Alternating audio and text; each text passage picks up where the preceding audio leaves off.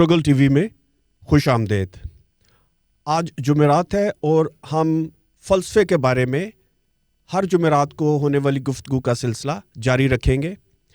ہم نے یہ سلسلہ شروع کیا تھا اس بحث کے ساتھ کہ فلسفہ کیا ہے. پھر ہم نے فلسفے کی شاخوں پر بات کرنا شروع کی, میٹا فزکس کے بارے میں بات کی, ایپسٹیمولوجی کے بارے میں بات کی, اور آج ہم بات کریں گے ایتھکس کے بارے میں جو فلسفے کی تیسری شاخ ہے. ہمارے ساتھ گفتگو کرنے کے لیے موجود ہوتی ہیں عشا خضر وٹو. عشا, آپ کا شکریہ, آپ پھر تشریف لائیں. عشا ان دنوں بیکن ہاؤس نیشنل یونیورسٹی میں فلسفہ اور اینتھروپولوجی پڑھا رہی ہیں. انہوں نے گورنمنٹ کالج لاہور یونیورسٹی سے فلسفے میں ایم فل کیا. ایک مرتبہ پھر آپ کا شکریہ.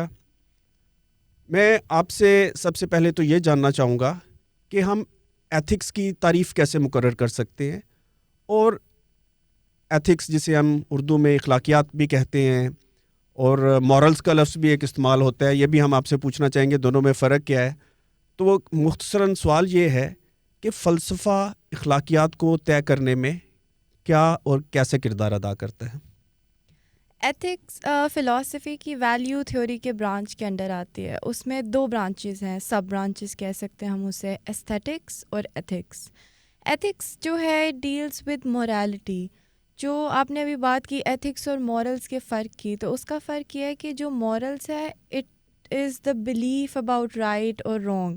یہ ٹو سم ایکسٹینٹ انٹرنل بھی ہوتا ہے, جبکہ ایتھکس وہ فریم ورک ہے جو ہمیں یہ اینالائز کرنے میں ہیلپ کرتا ہے کہ جس چیز کو ہم رائٹ کہتے ہیں, صحیح کہتے ہیں, اسے ہم کس بیس پر صحیح کہہ رہے ہیں. جس چیز کو ہم رانگ کہتے ہیں, غلط کہتے ہیں, تو اسے ہم کس بیس پر غلط کہہ رہے ہیں.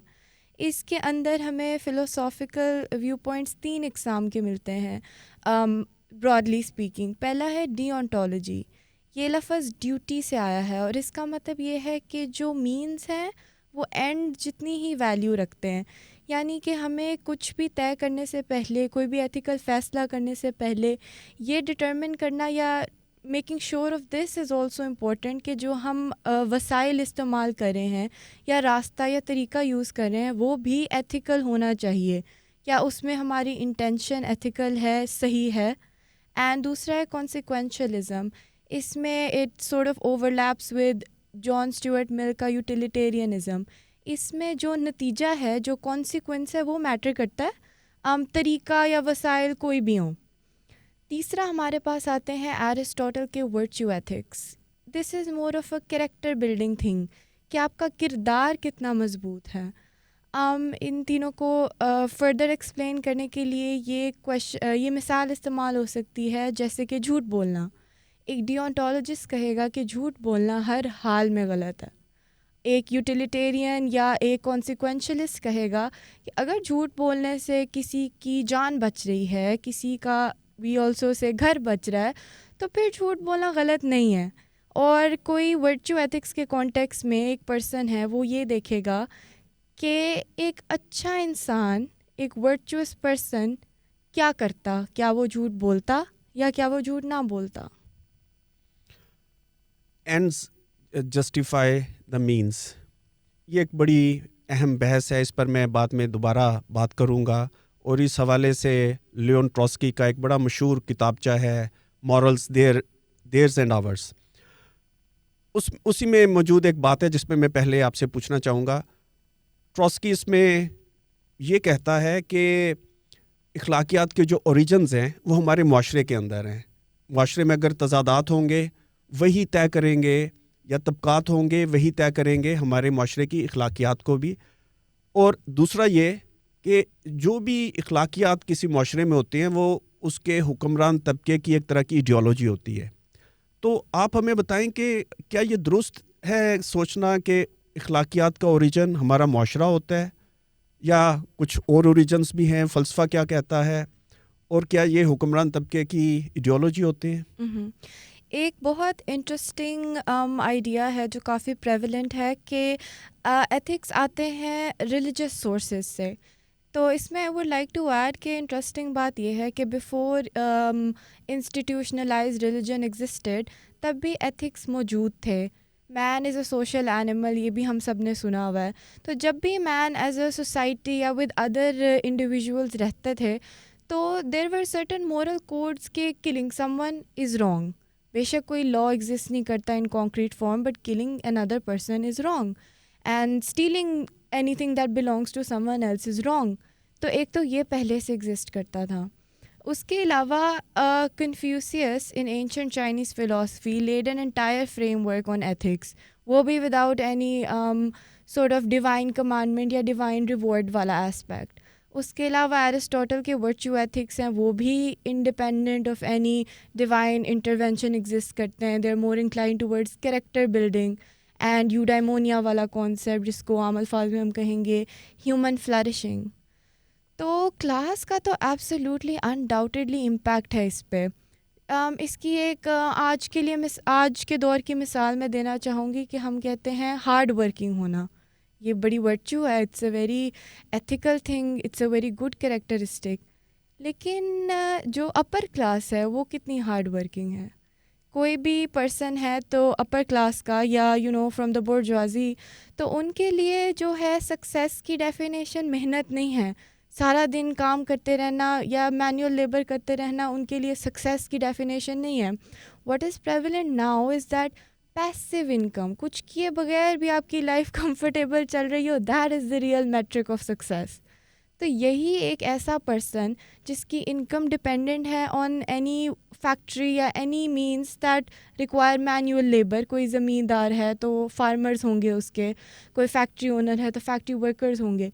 تو یہاں پہ پیسیو انکم یا ریلیکسمنٹ والے ایتھکس ان ورکرز کے نہیں ہیں، ان کے ایتھکس ہیں ہارڈ ورک. ہارڈ ورک یہاں پہ ایک سورٹ آف ایلیوژنری تھنگ ہے جو ایک سرٹن کلاس پہ اپلائی کرتی ہے. آپ سے میں ایک سوال پوچھوں گا جو شاید تھوڑا کم فلسفیانہ ہے، لیکن ایتھکس کے حوالے سے اکثر اس کا سامنا کرنا پڑتا ہے. بالخصوص مجھے جو پاکستان میں بھی رہتا ہوں اور مجھے یورپ جانے کا بھی اتفاق ہوتا رہتا ہے. سوال یہ ہے کہ عام طور پر یہ جو تاثر پایا جاتا ہے کہ مشرق کے لوگ اخلاقی لحاظ سے بہتر ہیں اور مغرب مادی لحاظ سے بہتر ہے. مغرب کے ہاں اخلاقیات کی کمی ہے، ہمارے یہاں مادی ترقی کی کمی ہے، لیکن اخلاقی سطح پر ہم بہت بلند ہیں ان سے. آپ اس حوالے سے کیا کہیں گے؟ ایک تو انٹرسٹنگلی دیکھیں یہ کہہ کون رہا ہے. یہاں پہ ایتھنو سینٹرسزم کا ایلیمنٹ آتا ہے کیونکہ آر ایتھنیسٹی، ہماری values are superior than the other, جبکہ آنا یہاں پہ تھوڑا سا ریلیٹیوزم چاہیے. کیونکہ ایتھیکل سٹینڈرڈز اور ویلیوز میں جگہ جگہ پر ادھر ٹیمپورل اور اسپیشل لمیٹیشنز کی وجہ سے فرق ہوتا ہے کافی زیادہ. جیسے کہ ایک چھوٹی سی مثال ہے کہ یہاں پہ ایک بڑی ایتھیکل عورت اس کو سمجھا جائے گا ہو ویئرز ماڈسٹ کلوتھنگ، یعنی کلوتھنگ کی بیس پر جج کیا جائے گا، یا پھر some woman who is very submissive, who is very passive.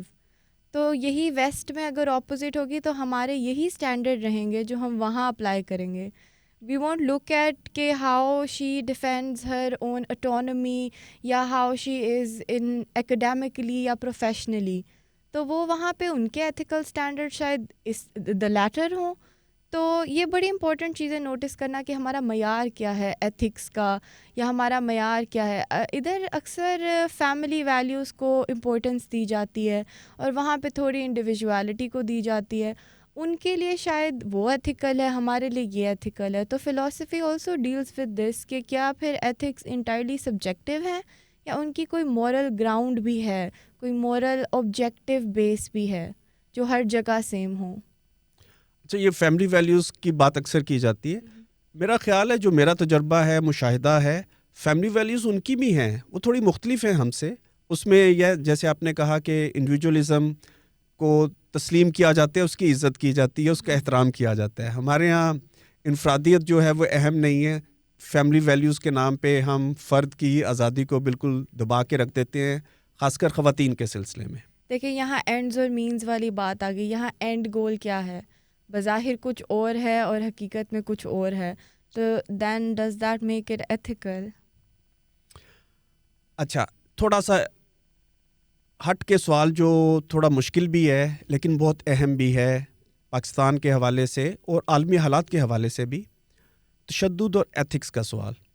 عالمی سطح پر ہم دیکھ رہے ہیں غزہ میں جنگ جاری ہے، کل بھی درجنوں لوگ ہلاک کیے گئے. یوکرین میں جنگ جاری ہے, کل روس نے پھر حملہ کیا, درجنوں لوگ زخمی ہوئے. جنگوں کی حد تک تو ہم کہہ دیتے ہیں کہ جنگ غلط ہے اور ایک مظلوم کے ساتھ ہم کھڑے ہو سکتے ہیں, شاید اتنا بڑا سوال کھڑا نہیں ہوتا.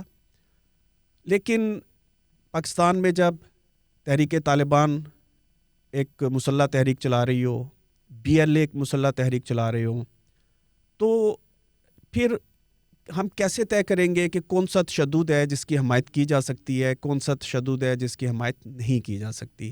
میرا خیال ہم واپس اینڈ جسٹیفائز دا مینز والی بحث میں آ جائیں گے. لیکن کنکریٹ یہ جو مثالیں ہیں ان کے حوالے سے عالمی سطح پہ اور قومی سطح پہ آپ اس کو ایتھکس کے حوالے سے کیسے بیان کریں گی؟ بالکل, اس میں آپ نے ٹروٹسکی کا دیر مورلز اینڈ آورز کا ذکر کیا, وہ اس کانٹیکس میں بہت آئی وڈ سے فٹ بیٹھتا ہے, بیکاز ہی ٹاکس اباؤٹ, وہ تو کلاس لینس یوز کر ہے بٹ آئی بلیو کہ this it can be applied to this as well. He talks about the fact کہ جو ایکسپلوئٹنگ کلاس ہے, یا یہاں پہ ہم ایکسپلوئٹنگ گروپ کا ورڈ یوز کر سکتے ہیں, دے ہیو اینڈس جو کہ are not ethical, their ends are corrupt and so are their means. لیکن یہاں پہ جو سائڈ ہے that are defending themselves, ان کے ایٹ لیسٹ اینڈس تو کرپٹ نہیں ہیں, ان کے اینڈس تو ایتھیکل ہیں, پھر مینس تو وہ ان جیسے سیم یوز کر رہے ہیں. اس میں فردر فرانس فینن کی بھی مثال میں دینا چاہوں گی, جس نے ڈی کالونائزیشن کے کانٹیکس میں وائلنس کی بات کی.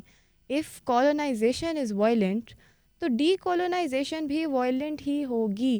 اس کو ہم بہت عام الفاظ میں کہیں تو اکثر ایسا ہوتا ہے کہ کوئی سسٹم ہے یا کوئی بھی ایشو ہے, یا سسٹم کا ہی ورڈ یوز کر لیں, تو وہ سسٹم اگر زبان ہی وائلنس کی سمجھ رہا ہے تو جو پریس گروپ ہے اس کو بھی وہی زبان استعمال کرنی پڑتی ہے.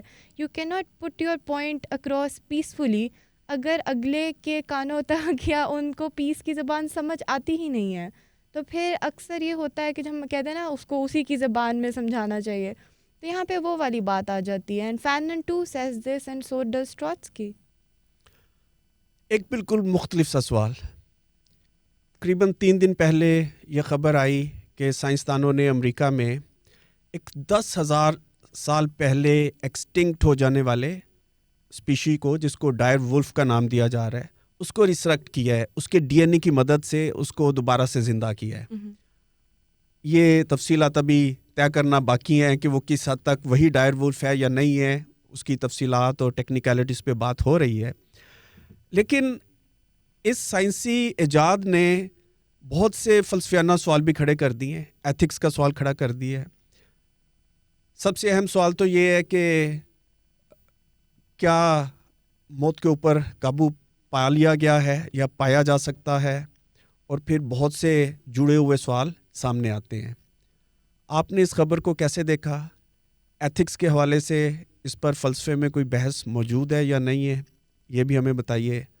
یہ میرے لیے تو بہت ایک ایتھکس کے حوالے سے اہم نقطہ تھا. میرے بھی کچھ ذہن میں باتیں ہیں, میں کروں گا, لیکن میں چاہتا ہوں پہلے آپ اس پہ اپنا اظہار خیال کریں. بالکل. At this surface level when I read this first, تو مجھے بھی یہ کافی فیسینیٹنگ لگا کہ how science has finally advance to that stage کہ ایک چیز جو ہم امیجن کرتے تھے it is now real, they have done it. تو سرفیس لیول پہ یہ بے شک فیسینیٹنگ ہے, بٹ ایتھیکل کنسرنس تو اوبویسلی اٹ ڈز ریز.